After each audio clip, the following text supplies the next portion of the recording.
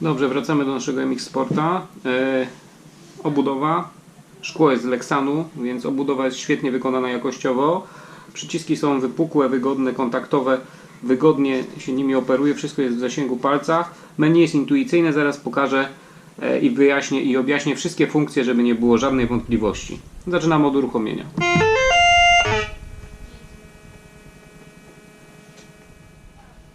Najprostszą funkcją po włączeniu jest oczywiście ponowne naciśnięcie. Pojawia nam się lampka podświetlenia. I jak wygląda menu? Może od tego zacznijmy. Tu mamy pełną skalę z zakresami od żelaza, złota, folii do srebra. Po prawej stronie mamy czujnik czułości, kółko czułości. W tym momencie ta czułość jest zupełnie praktycznie wyłączona. Oraz głębokość. Status baterii.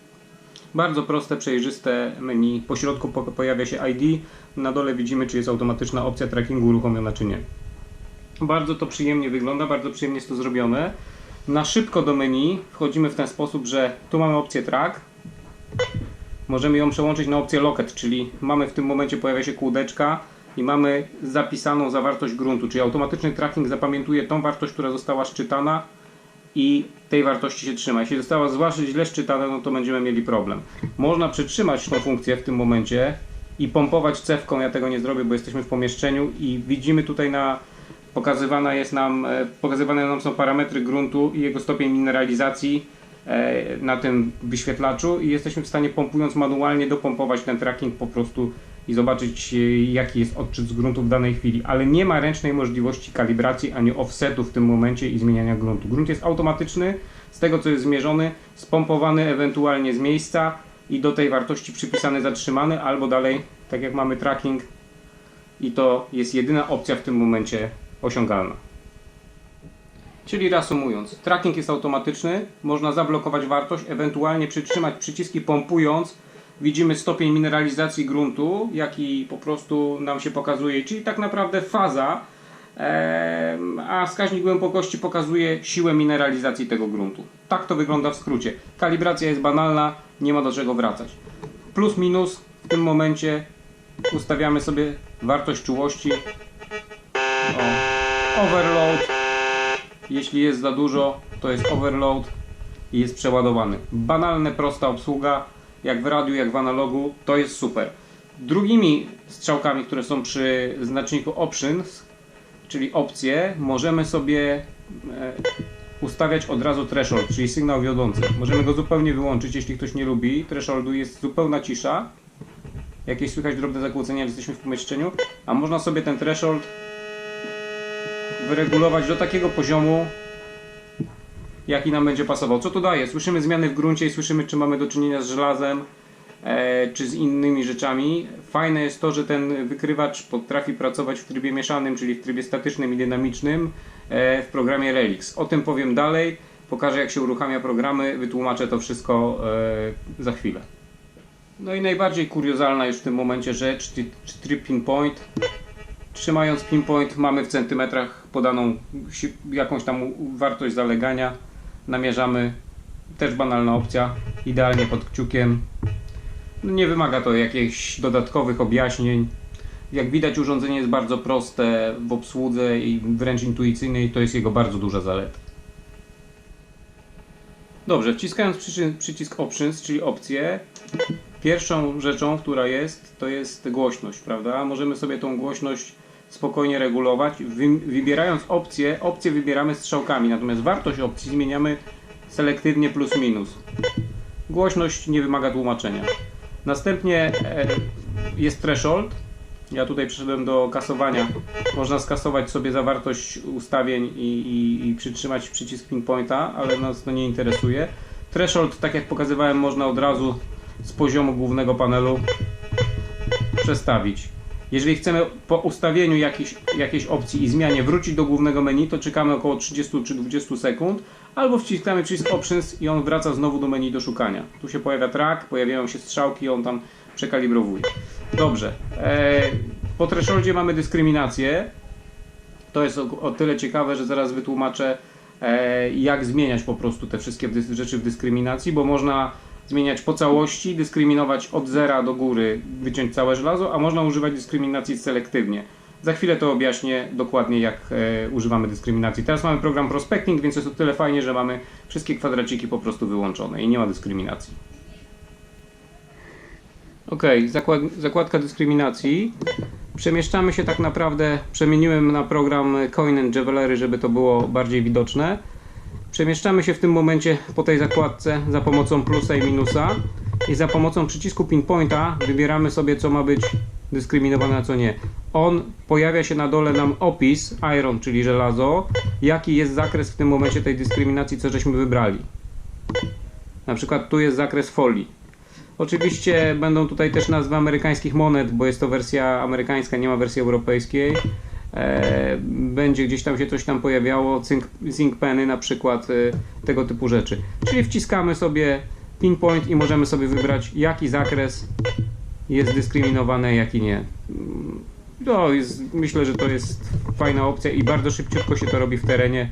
Jest to bardzo wygodne. Nie wymaga to jakby dalszego tłumaczenia, czyli też wszystko jest w zasadzie bardzo intuicyjne. Ok. Tony. Możemy działać w trybie jednotonowym, dwutonowym. To nie wymaga wytłumaczenia żadnego, prawda? Niski, wysoki ton. Czterotonowym już jest podział na żelazo, niski ton. Później następny ton jest dla folii, zrywek, zakrętek.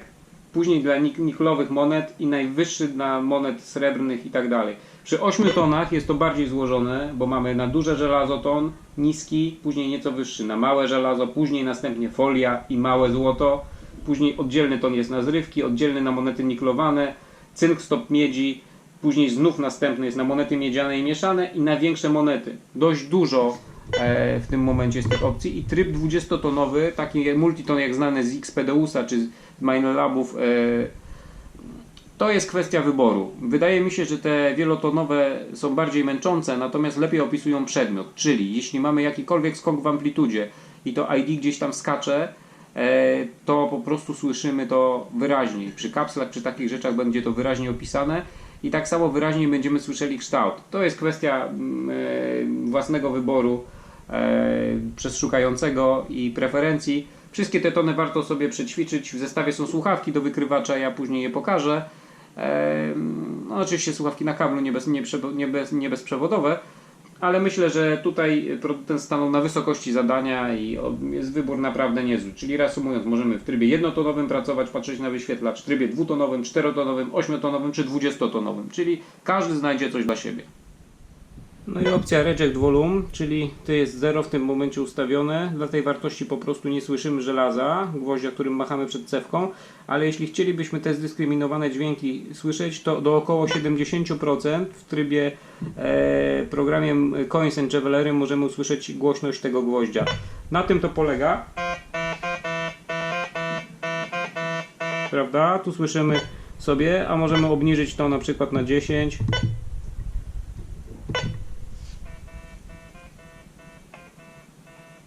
I ledwo to słychać. Także to są rzeczy, które są zdyskryminowane. To był gwóźdź akurat i żelazo zdyskryminowane, ale możemy sobie dowolnie wybrać w tym momencie i będziemy słyszeli, ten dźwięk będzie przepuszczany po prostu. Czyli to jest taki audio suppressor, czyli tłumienie po prostu dźwięku, tłumienie audio. Bardzo przydatna funkcja. Można sobie, jeżeli jesteśmy w totalnie zaśmieconym terenie, po prostu wyłączyć te drażniące nas dźwięki i ich po prostu nie słyszeć. To jest duży plus, ale możemy też słyszeć w trakcie dyskryminacji i wiemy, że weszliśmy na takie miejsce, gdzie jest dużo żelaza, więc jest potencjalna szansa, że znajdziemy coś ciekawego. Bardzo przydatna opcja, bardzo prosto zrobiona, naprawdę fajnie się tego używa. Audiomodulacja, bardzo kontrowersyjny temat. W przypadku wyłączonej nie będziemy słyszeli tak naprawdę różnicy. W przypadku przemiatania po prostu obiektem przed cewką nie będziemy słyszeli, czy jak się nawet czy obiekt się przybliża, czy oddala, nie ma jakby różnicy. Jeśli teraz zmienimy tą audiomodulację, ustawimy na 1, to będziemy słyszeli, że im dalej od cewki sygnał jest cichy, im bliżej głośniejszy.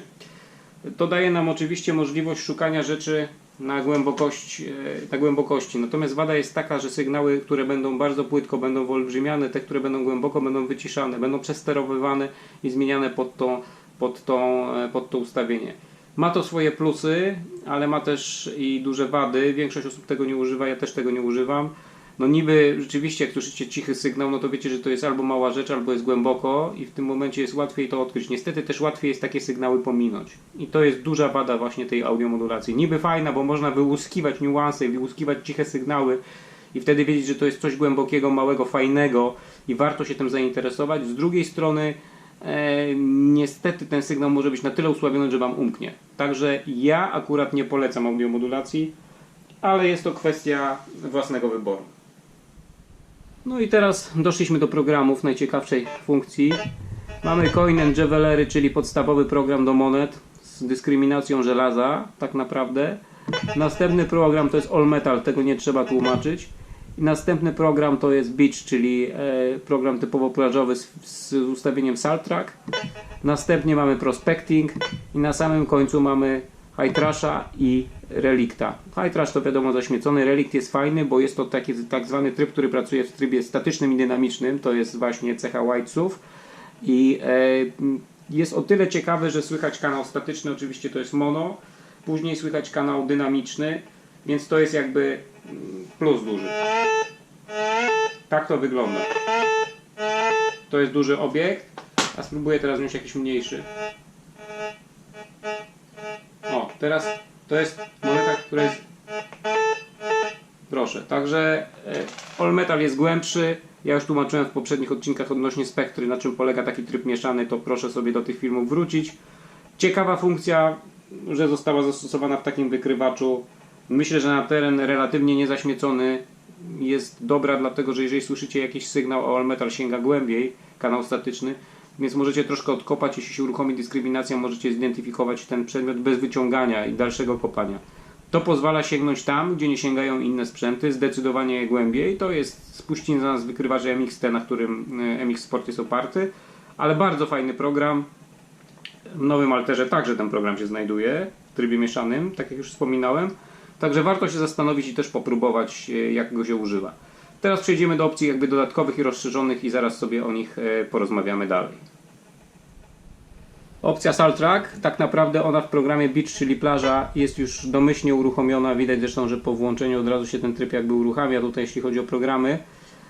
Co to daje? Jeśli chodzimy po mokrym piasku, jest to rodzaj filtra, który powoduje stabilizację pracy urządzenia. I jeśli mamy jakąś falę przypływu, on powinien uspokoić wykrywacz, żeby on się nie wzbudzał, nie dawał fałszywych sygnałów i tak dalej. Bardzo ciekawa funkcja, bardzo fajnie, że została zastosowana w takim sprzęcie, bo to pozwala z tym sprzętem, który jest sprzętem niestety tylko VLF, chodzić właśnie po plażach, jakichś zasolonych, alkalicznych miejscach i po prostu tam używać tej funkcji.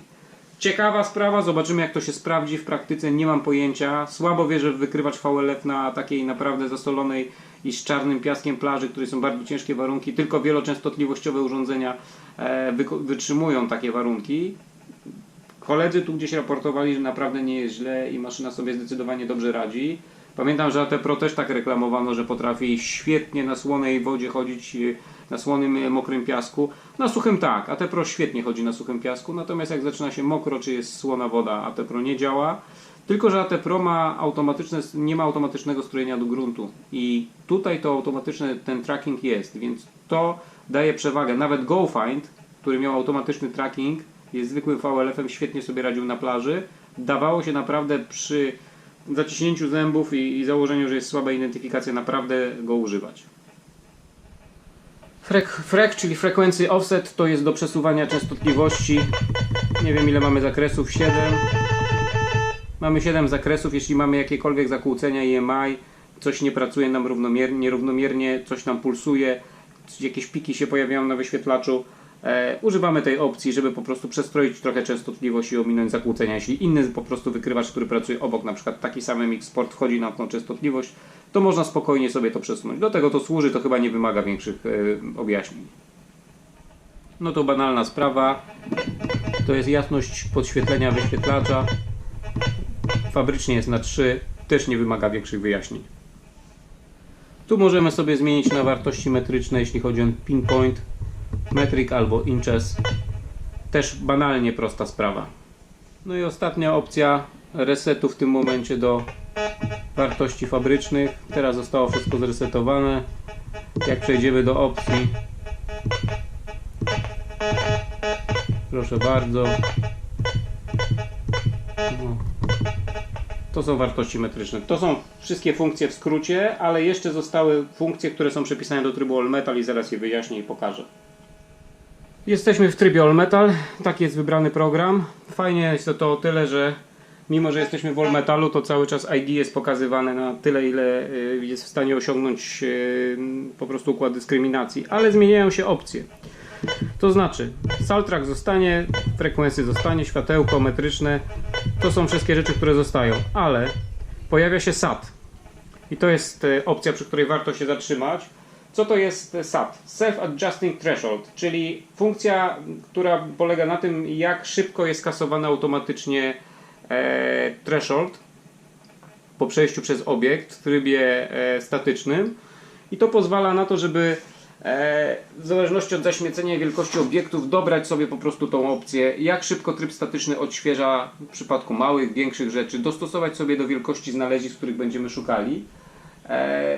To jest dobra opcja, bo pozwala po prostu na komfortową pracę, nie trzeba wciskać przycisku pinpointa, kasować, kiedyś się ręcznie kasowało te wszystkie rzeczy, teraz to robi za nas automat, po prostu. Także to zdecydowanie ułatwia zabawę w terenie i pracę. Naprawdę, żeby podsumować ten SAT jeszcze, to tak naprawdę opcja SAT po prostu jest w zależności od zmian warunków podłoża, automat po prostu resetuje ten threshold w jakichś tam czasowych interwałach. Jeśli one są mniejsze, no to robi to szybciej po prostu, nie ma takiego bezwładu, nie rozjeżdża się to. Tak jak powiedziałem, to wszystko trzeba sobie dopasować do wielkości obiektów, do warunków, poćwiczyć sobie na przedmiotach, jak szybko ten automat ma kasować. Kiedyś, tak jak wspomniałem przed chwilą, robiło się to ręcznie, teraz robi to automat. To jest wszystko kwestia położenia jakichś większych kawałków żelaza i szukania. Jak widać, jest to uśmiech w kierunku ludzi, którzy szukają militarki, oni będą wiedzieli, na czym to dokładnie polega.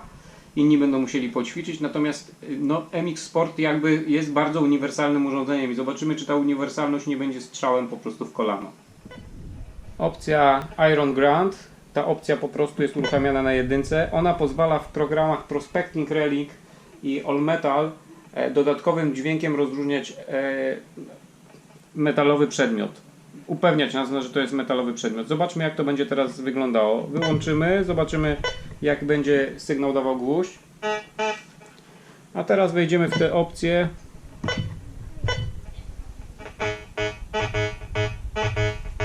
Czyli jest dodatkowy dźwięk, który pozwala nam... Zobaczmy, jak zmienimy sobie program w tym momencie. Zmienimy sobie program na Relix. Proszę bardzo. OK, upewnimy się, czy jest tutaj, nie był włączony, jest włączony.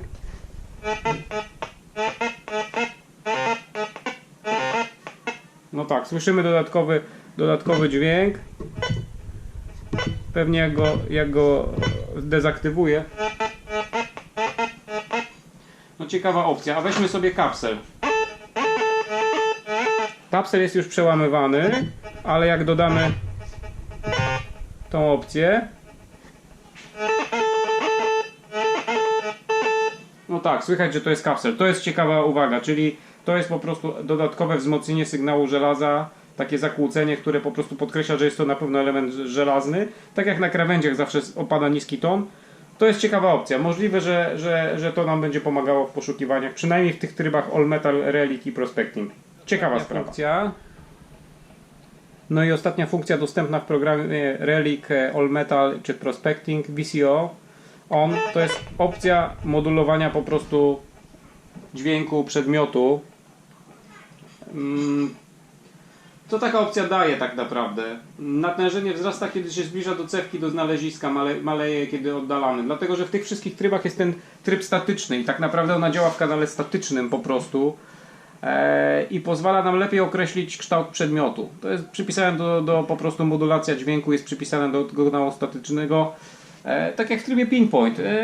Ja myślę, że warto mieć tą opcję włączoną w przypadku takich poszukiwań. Wiadomo, że jak zadziała układ dyskryminacji, to ten układ statyczny jest dezaktywowany. Ale VCO ok, myślę, że to jest w porządku. Tak naprawdę to wszystko. Wykrywacz jest bardzo prosty, bardzo fajnie to wygląda, bardzo dobrej jakości są komponenty, wszystko jest w miarę przemyślane i dobrze wykonane, poza paroma mankamentami jak nieszczęsne gniazdko słuchawek i ciężka elektronika. No jak tylko pogoda się poprawi, zamierzam udać się w teren i po prostu potestować specjalnie dla Was to urządzenie. Mam wrażenie, że to będzie zdecydowanie lepsze urządzenie niż AT Pro, bez porównania, i głębsze, i lepsze, i fajniejsze, z większą ilością możliwości. Pytanie, czy ten uniwersalizm, że to jest urządzenie do szukania na plaży, urządzenie do szukania militarki i drobnych rzeczy, czy to naprawdę rzeczywiście tak zadziała. No pomijając, jeśli chodzi o ergonomię, bo to też jest bardzo ważne, jeśli ręka zaczyna boleć po 2 godzinach, to po prostu wszystko nie ma sensu i nic nie pomoże fajny kolorowy wyświetlacz i masa innych funkcji. Do usłyszenia, prosiłbym o subskrybowanie kanału, w ten sposób będziecie dostawali kolejne filmy. Piszcie pod wątkiem i do usłyszenia.